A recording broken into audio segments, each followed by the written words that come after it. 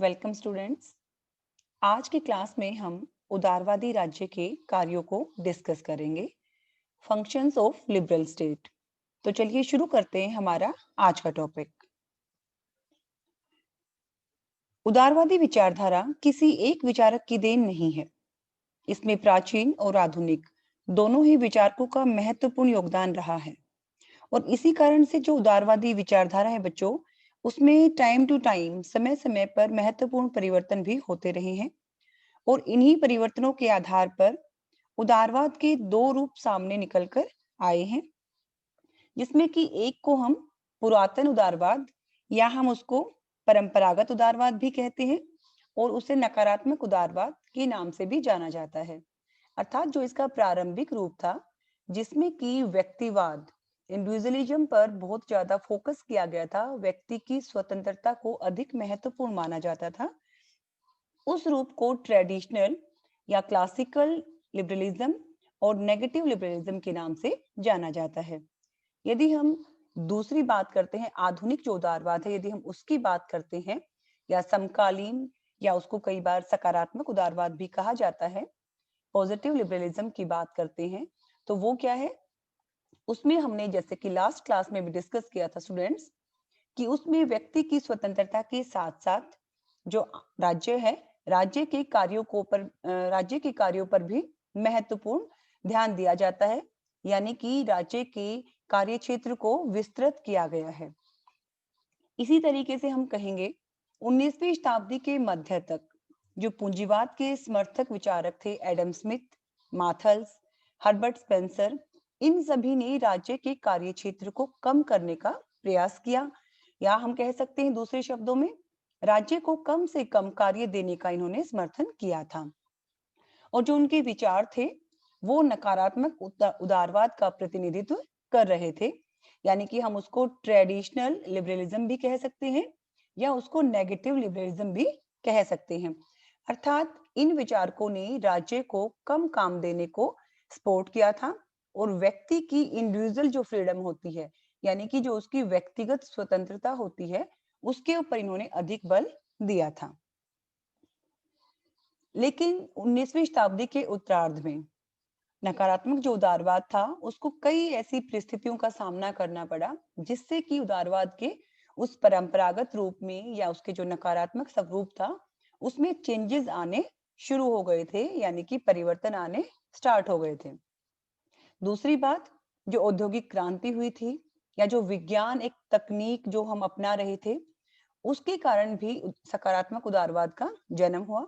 यानी कि औद्योगिक क्रांति और विज्ञान की उन्नति के जो दुष्परिणाम निकले, उन दुष्परिणामों को समाप्त करने के लिए जो सकारात्मक उदारवाद है, जिसे हम आधुनिक उदारवाद भी कहते हैं, उसका जन्म भी माना जाता है।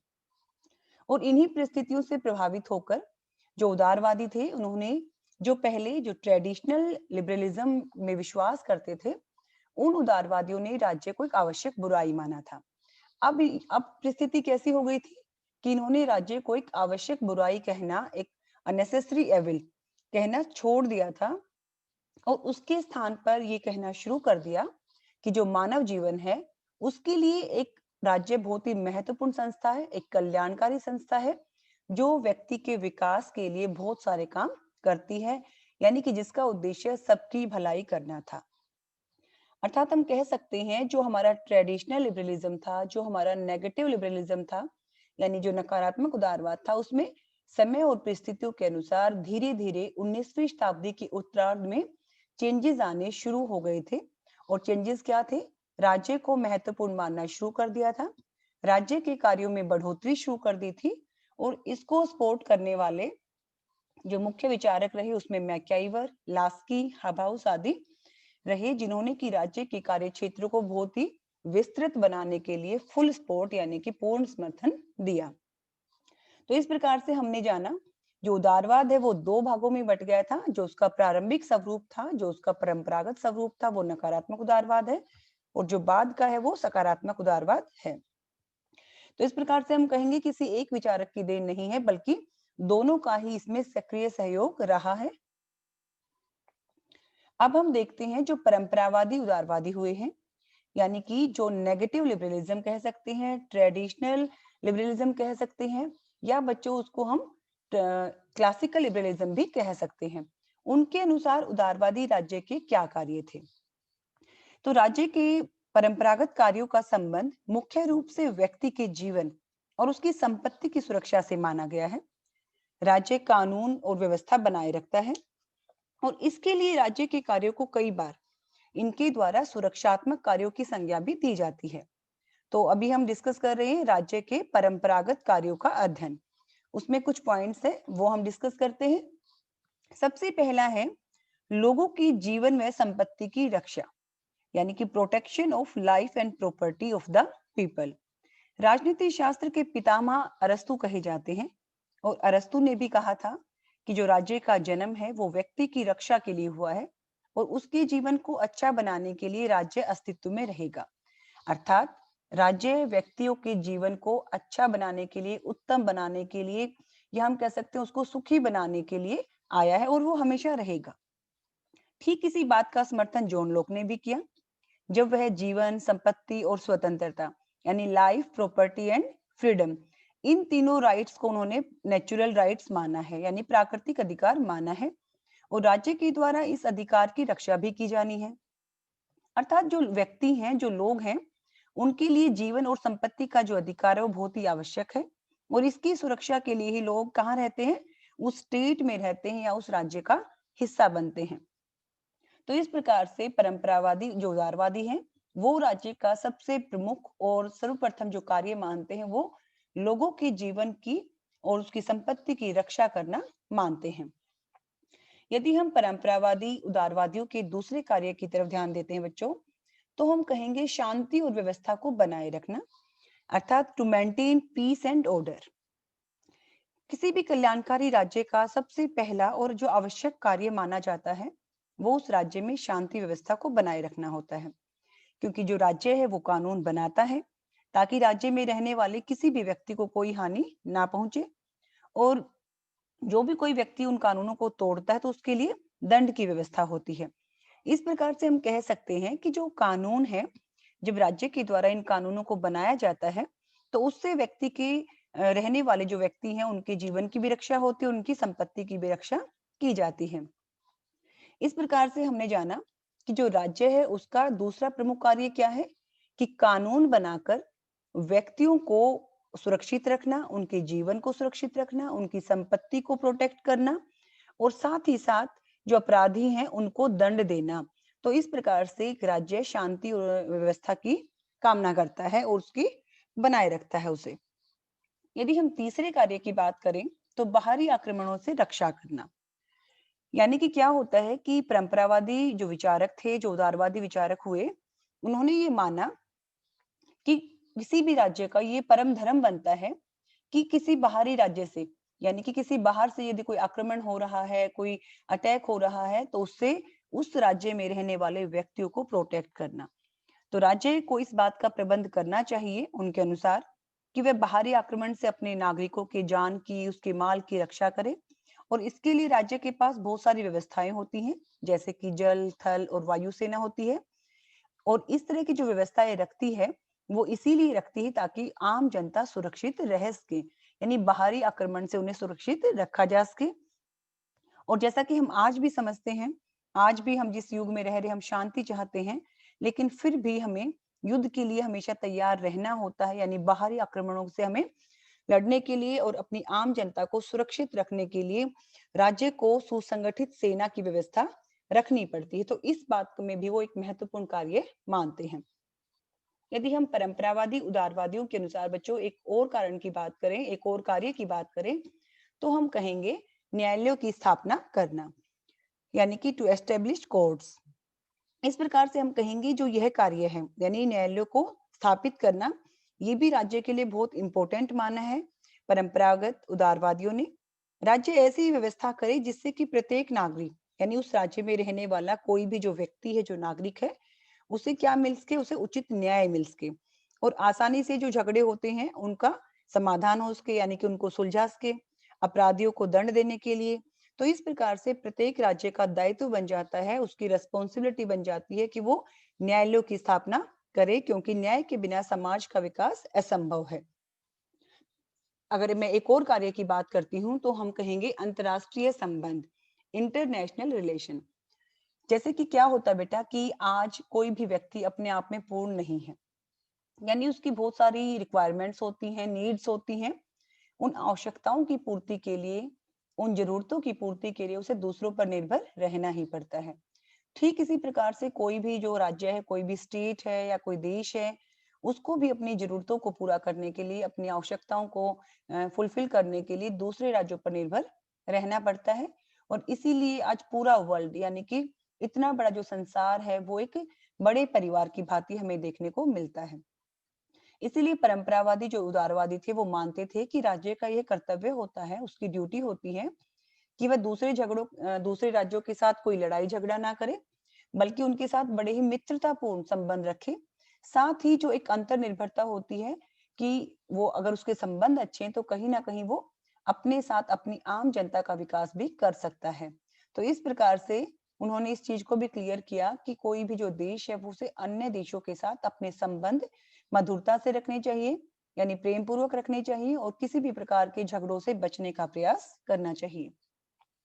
एक और यदि मैं कार्य की बात करती हूँ परंपरागत उदारवादियों के अनुसार, तो कर को लगाना और इकट्ठा करना, यानी कि जो टैक्स होता है, जो टैक्स लगाया जाता है और उस टैक्स को जब कलेक्ट किया जाता है, तो ये भी एक राज्य का प्रमुख कार्य होता है। क्योंकि कोई भी स्टेट है, उसे अपने कार्यों को पूरा करने के लिए पैसे की, धन की आवश्यकता होती है। और इसीलिए कोई भी राज्य अपनी आर्थिक स्थिति को मजबूत करने के लिए क्या करता है, आम जनता पर कर लगाता है, टैक्स लगाता है।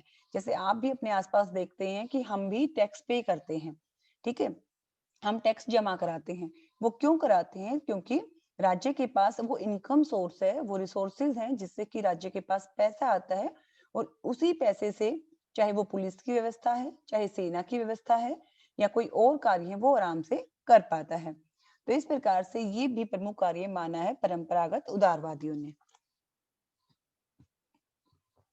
अब हम देखते हैं समकालीन उदारवादी जो सिद्धांत है, यानी कि जो समकालीन उदारवादी जो मानते हैं कि राज्य के क्या क्या कार्य हो सकते हैं।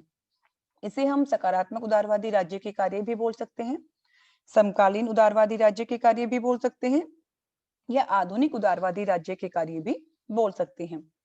तो जैसा कि नकारात्मक उदारवादी थे, उन्होंने राज्य को एक आवश्यक बुराई माना, और आवश्यक बुराई मानकर राज्य के कार्यों को बहुत ही लिमिटेड कर दिया, बहुत ही सीमित कर दिया, जिसके जो परिणाम थे, जो रिजल्ट थे, वो बड़े ही भयानक और भयंकर निकले। जैसे कि हमने लास्ट क्लास में भी, अपनी लास्ट वीडियो में भी हमने डिस्कस किया था, यही क्या थे वो दुष्परिणाम, कि जब स्वतंत्र व्यापार और खुली प्रतियोगिताएं हुई, उसने पूंजीवाद को बहुत ज्यादा बढ़ा दिया। यानी जो कैपिटलिज्म होता है, उस चीज को उसने ग्रो कर दिया, उसको विकसित कर दिया। और जब पूंजीवाद बढ़ा बच्चों, तो पूंजीवाद ने क्या किया, पूंजीवाद का दुष्परिणाम क्या निकला? पूंजीवाद का दुष्परिणाम ये निकला कि उससे जो लेबर क्लास थी, यानी जो मजदूर व्यक्ति थे, जो गरीब व्यक्ति थे, उनको एक्सप्लॉइट किया जाने लगा, उनका शोषण किया जाने लगा। और जिस कारण से क्या हुआ, जो राज्य का जो हस्तक्षेप न करने का कारण था, ठीक है, कि एक तरफ से जो एडम स्मिथ की अभी हमने बात की, एडम स्मिथ ने कहा कि भी राज्य को आर्थिक मामलों में हस्तक्षेप नहीं करना चाहिए, वही क्या था, नकारात्मक उदारवादी थे। जब राज्य ने कोई इंटरफेरेंस किया ही नहीं, उसके परिणाम क्या निकले, जो अमीर व्यक्ति थे, जो धनी व्यक्ति थे, वो बहुत ज्यादा रिच हो गए, यानी कि बहुत ज्यादा अमीर हो गए, उनके पास बहुत सारा धन आ गया, पैसा आ गया। और जो गरीब व्यक्ति थे, वो और गरीब होते चले गए। ये किसका दुष्परिणाम था? ये पूंजीवाद का था। और ये पूंजीवाद किस कारण से था? जब हमने व्यक्तिवाद को सपोर्ट किया, यानी कि इंडिविजुअलिज्म को हमने सपोर्ट किया, और ओपन कंपटीशन को हमने एक्सेप्ट किया।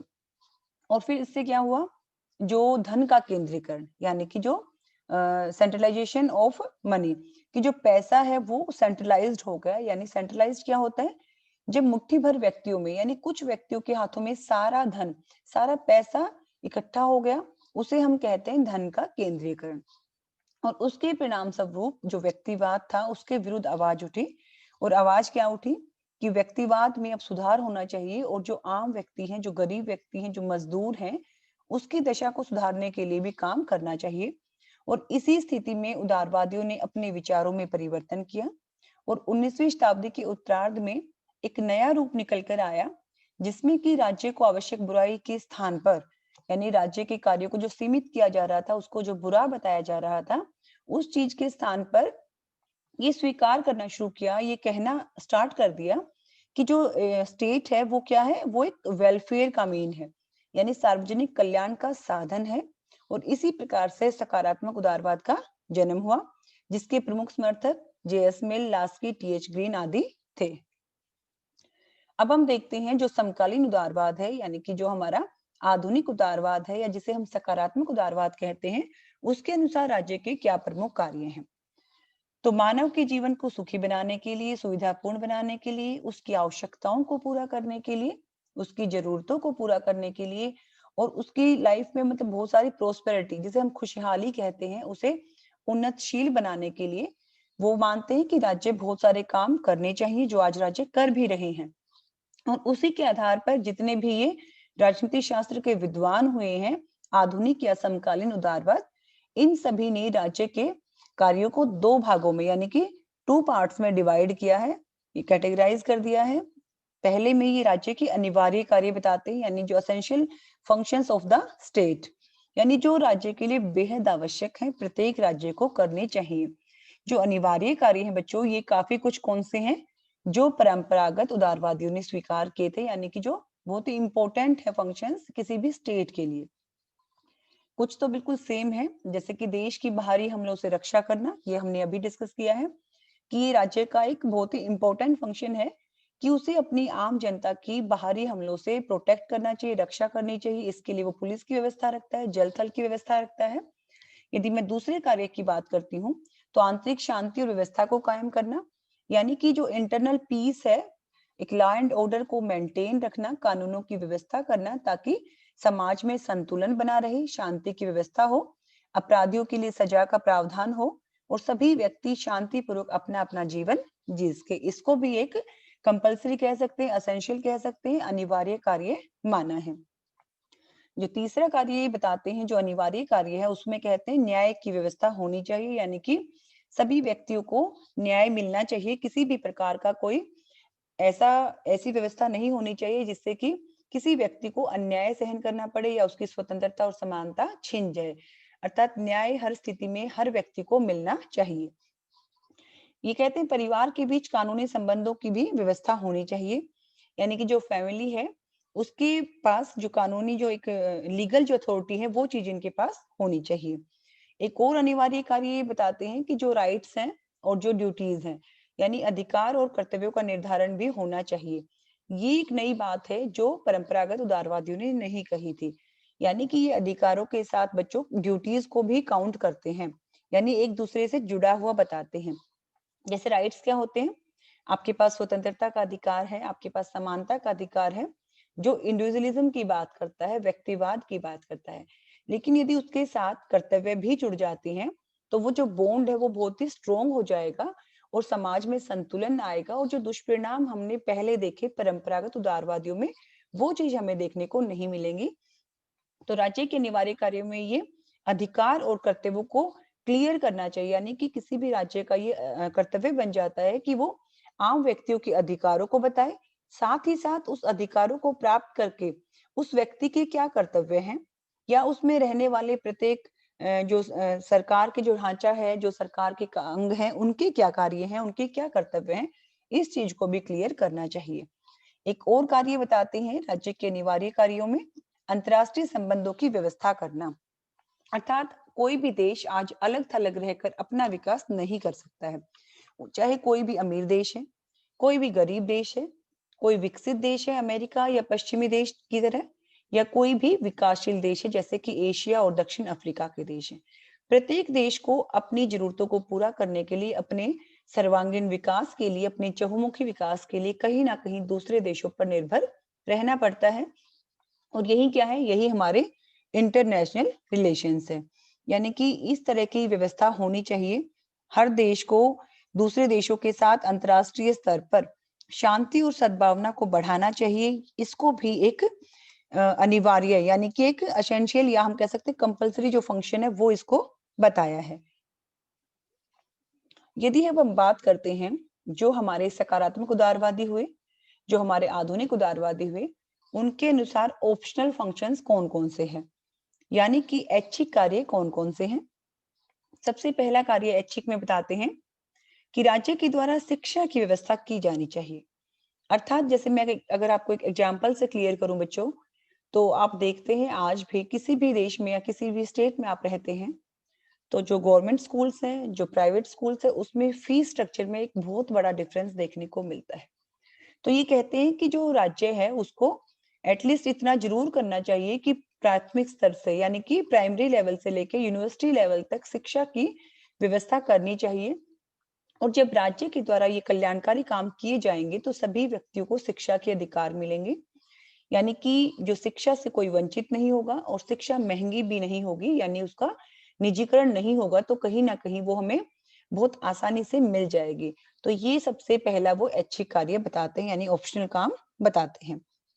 दूसरा कहते हैं कि किसी भी राज्य का ये भी परम धर्म होता है कि वहां पर जो आम जनता रह रही है वो स्वस्थ रहे, उसके स्वास्थ्य की रक्षा हो, वहां पे आसपास का जो वातावरण है वो भी साफ हो, उसके लिए प्रबंध किए जाए, अस्पतालों का निर्माण कराया जाए, ताकि आम जनता एक सुखमय जीवन जी सके और उसके स्वास्थ्य की भी रक्षा हो सके।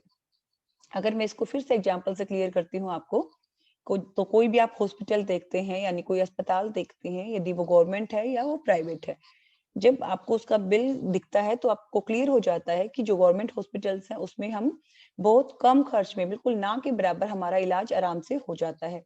तो इस तरह के जो ये कहते हैं जितने भी कल्याणकारी राज्य हैं, यानी कि समाज के लिए, जनता के हित के लिए इस तरह के काम भी जो स्टेट है उसको करना चाहिए।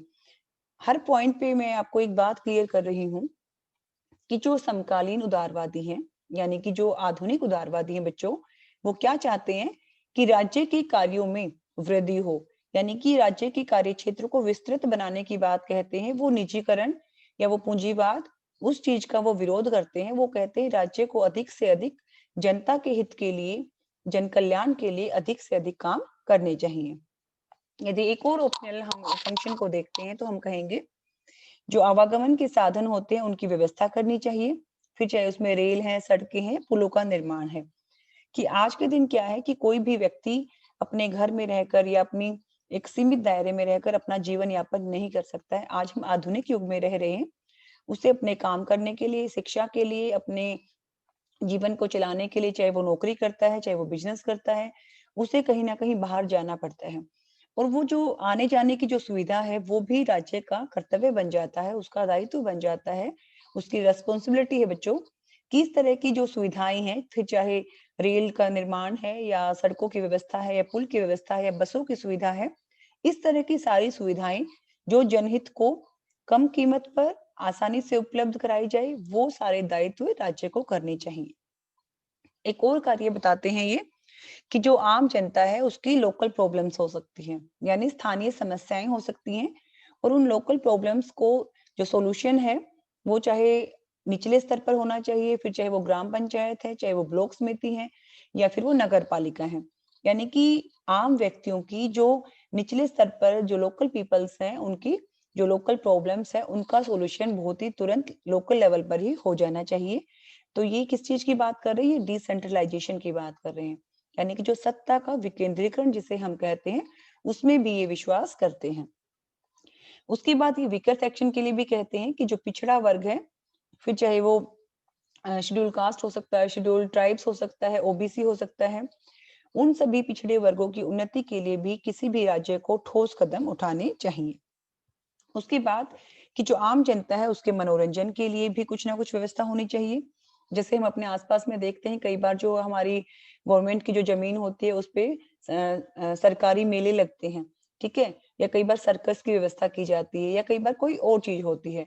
यानी कि नागरिकों के जीवन को खुशहाल बनाने के लिए मनोरंजन की सुविधाएं भी होनी चाहिए।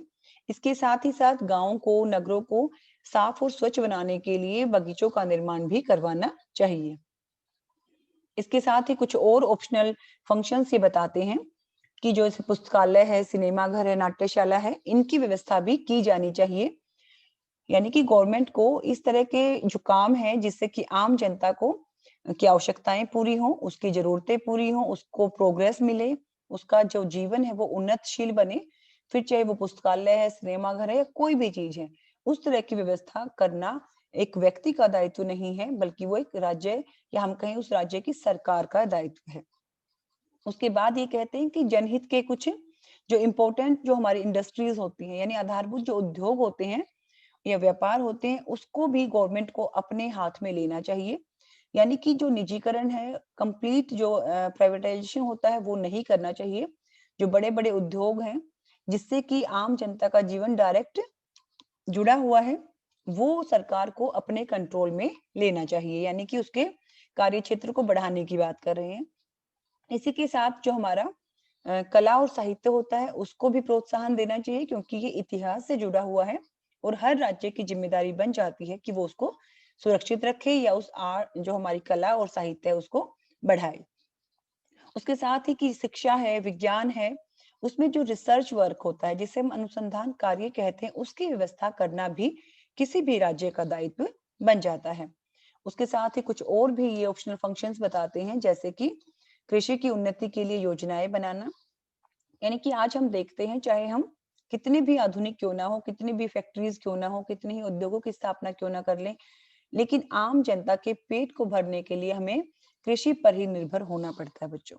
तो उस कृषि को उन्नतशील बनाया जाए, उसके लिए बहुत सारी जो प्लानिंग होती है, जो पॉलिसीज बनाई जाती हैं, जो योजनाएं बनाई जाती हैं, फिर चाहे सिंचाई के साधनों की व्यवस्था है या जो अच्छी किस्म के जो बीज होते हैं वो प्रोवाइड कराना, या किसानों की किसी भी रूप में सहायता करना। जैसे कई बार हम देखते हैं कि जो लोन होता है वो माफ किया जाता है, यानी कर्जे माफ किए जाते हैं।